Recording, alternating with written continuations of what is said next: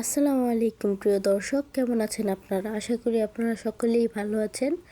বিগত কিছুদিন ধরে আমি খুব অসুস্থ ছিলাম, তাই আমি ইউটিউবে ভিডিও দিতে পারিনি। তাই এখন নতুন করে আবার ভিডিও নিয়ে চলে এসেছি। আপনারা আশা করি আগের মতোই সাপোর্ট দিবেন।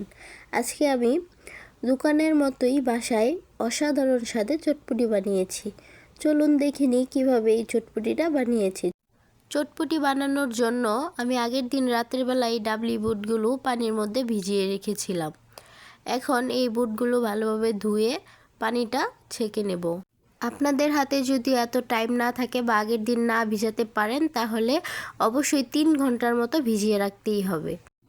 এখন আমি এই ডাবলি বুটগুলো একটা প্রেসার কুকারে নিয়ে নিয়েছি এবং এতে পরিমাণ মতো পানি দিয়ে দিচ্ছি। পানি দিয়ে এখন আমি এতে সামান্য পরিমাণ লবণ দিয়ে দিচ্ছি। আর এই লবণটা দেওয়ার কারণ হলো যাতে করে বুটগুলো খুব তাড়াতাড়ি সিদ্ধ হয়ে যাবে। এখন আমি দেখতেই পাচ্ছেন বুটগুলোর কালার কিন্তু একটু সবুজ সবুজ টাইপের, তাই আমি এখানে 1 চামচ হলুদের গুঁড়া দিয়ে দিয়েছি। এখন আমি প্রেসার কুকারটা চুলার মধ্যে বসিয়ে প্রেসার কুকারের ঢাকনাটা খুব ভালোভাবে লাগিয়ে দিয়েছি। এভাবে আমি প্রায় 30 মিনিট জাল করে নেব। দেখতেই পারছেন 30 মিনিট পর আমার বুটের কি অবস্থা।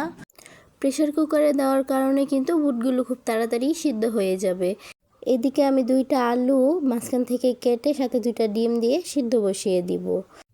এখন আমি টক বানানোর জন্য একটা বাটিতে কিছু তেঁতুল নিয়েছি আর এতে পরিমাণ মতো পানি দিয়ে একটু হাত দিয়ে কষলিয়ে তারপর এটা কিছুক্ষণের জন্য রেস্টে রেখে দেব। দেখতেই পাচ্ছেন আমি এভাবে কষলিয়ে নিচ্ছি যাতে করে তেঁতুলের টকটা খুব সুন্দরভাবে পানির সাথে উঠে আসবে। এখন আমি চাট মশলা তৈরি করব, তাই এখন একটি পাত্রের মধ্যে আমি আস্ত ধনিয়া, জিরা, শুকনা মরিচ, দারচিনি, এলাচ, লবঙ্গ সাথে কিছু গোলমরিচও নিয়েছি। এখন আমি একটি কড়াই গরম করে সেই আস্ত মশলাগুলো কড়াইয়ের মধ্যে দিয়ে কিছুক্ষণ ভেজে নেব। তবে খেয়াল রাখতে হবে যেন পুড়ে না যায়, তাহলে কিন্তু মশলাটা ভালো হবে না। দেখতেই পারছেন আমি অনবরত নেড়ে চেড়েই ভেজে নিচ্ছি। প্রিয় দর্শক, দোকান থেকে চটপটি কিনে না খেয়ে আমার এই রেসিপি পুরোটা দেখে আপনিও ঘরে তৈরি করে নিতে পারেন এই স্বাস্থ্যকর এবং সুস্বাদু চটপটি। এই তো মশলাগুলো খুব সুন্দরভাবে ভাজা হয়ে গেছে। এখন আমি কিছুক্ষণের জন্য মশলা পাত্রের মধ্যেই রেখে ঠান্ডা করে নিয়েছি। তারপর একটি ব্লেন্ডারে নিয়ে এখন সুন্দর করে ব্লেন্ড করে নিচ্ছি। অবশ্যই হালকা একটু ঠান্ডা করে নিতে হবে, নয়তো করে ভালোভাবে ব্লেন্ড হবে না। এই তো দেখতেই পারছেন খুব সুন্দরভাবে মশলা তৈরি হয়ে গেল। এখন ব্লেন্ডার থেকে একটি পাত্রে আমি ঢেলে নিচ্ছি। এদিকে যে ডিম আর আলুগুলো সিদ্ধ করতে দিয়েছিলাম ওইগুলো কিন্তু সিদ্ধ হয়ে গেছে। এগুলোর খোসা ছাড়িয়ে একটি পাত্রে রেখে দিয়েছি।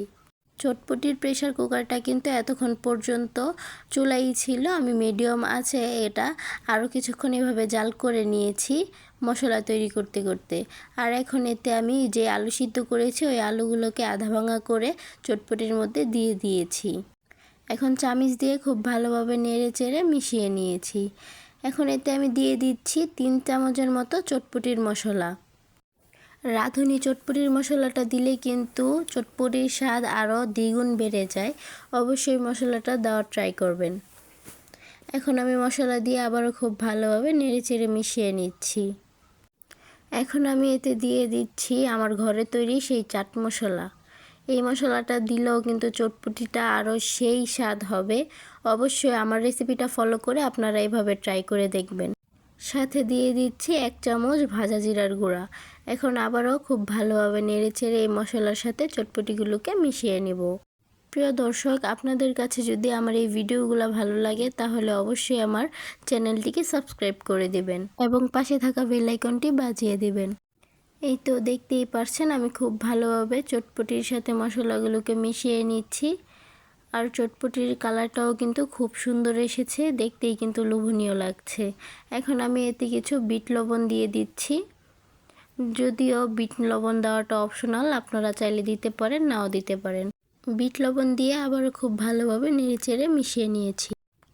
এই তো দেখতেই পারছেন আমার চটপটির ফাইনাল লুক। চটপটি একদম রেডি। এখন শুধু পরিবেশনের পালা। দেখতেই পারছেন আমি চামচ দিয়ে ভালোভাবে নেড়েচেড়ে দেখিয়ে দিচ্ছি চটপটিটা কেমন হয়েছে। এখন চলেন তেঁতুলের টকটা বানিয়ে নিই। যেই তেঁতুলটা এতক্ষণ ভিজিয়ে রেখেছিলাম সেই তেঁতুলটা আবারও ভালোভাবে একটু কষলিয়ে এখন তেঁতুল থেকে তেঁতুলের বিচিগুলো উঠিয়ে নিচ্ছি। দেখতেই পারছেন আমি খুব সুন্দরভাবে সবগুলো বিচি উঠিয়ে নিয়েছি। এখন আমি এতে একটু চিলি ফ্লেক্স দিয়ে দিচ্ছি। চিলি ফ্লেক্স দিয়ে আমি একটু চামচ দিয়ে ভালোভাবে নেড়েচেড়ে মিশিয়ে নিয়েছিলাম।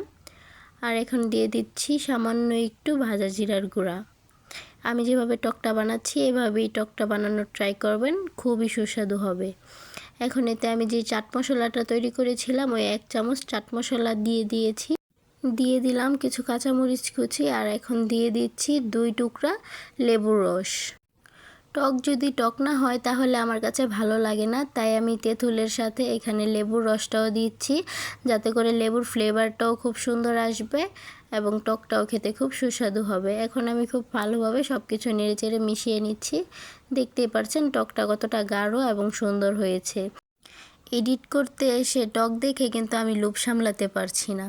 যাই হোক, আপনারা যদি এত টক পছন্দ না করেন তাহলে চিনি ব্যবহার করতে পারেন। এখন আমি ফুচকা ভেজে নিচ্ছি, তাই কড়াই গরম করে কড়াইয়ের মধ্যে তেল দিয়ে এখন আমি ফুচকাগুলো ভেজে নিচ্ছি। আমি কিন্তু প্যাকেট ফুচকা ব্যবহার করছি এখানে, আপনারা চাইলে ফুচকাও কিন্তু বাসায় তৈরি করতে পারেন। এখন আমি আবারও তেলের মধ্যে কিছু ফুচকা দিয়ে দিলাম আর চামচ দিয়ে ফুচকাগুলোকে খুব ভালোভাবে নেড়ে চেড়ে নিচ্ছি যাতে করে পুড়ে না যায়। অনবরত নাড়তে থাকতে হবে, নয়তো কিন্তু পুড়ে যাবে।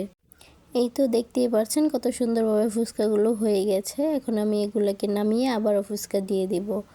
একে একে আমি এভাবে সবগুলো ফুচকা ভেজে নিচ্ছি। প্রিয় দর্শক, যারা এই পর্যন্ত ভিডিওটি দেখছেন অবশ্যই আমার ভিডিওতে একটি লাইক এবং একটি কমেন্ট করে দিবেন। আপনাদের একটি লাইক কমেন্ট দিয়ে কিন্তু ভিডিও করতে উৎসাহ পাই। এই তো দেখতেই পারছেন আমার সব কিছু কমপ্লিট। এদিকে আমি কিছু সালাদও কেটে নিয়েছি, এখন শুধু পরিবেশনের পালা। এখন আমি একটি প্লেটের মধ্যে কিছু পেঁয়াজ আর কিছু কাঁচামরিচ কুচি নিয়ে নিচ্ছি, সাথে দিয়ে দিলাম একটু টমেটো আর একটু শসা কুচি। এখন দিয়ে দিচ্ছি অল্প একটু বিট লবণ, সাথে দিয়ে দিব অল্প একটু ওই চাট মশলা। এখন আমি এতে আমার পরিমাণ মতো চটপটি নিয়ে নিচ্ছি। চটপটি নিয়ে এখন এগুলোকে খুব ভালোভাবে মিক্স করে নেব। এই তো এখন আমি এতে আমার বানানো সেই টকটাও দিয়ে দিচ্ছি। পরিমাণ মতো টক নিয়ে এখন আবারও একটু মিক্স করে নিচ্ছি। এখন আমি কিছু ফুচকা ভেঙে চটপটির উপর দিয়ে দিলাম আর এখন দিয়ে দিচ্ছি একটা গ্রেটার দিয়ে ডিম সুন্দর করে এর উপর গ্রেট করে।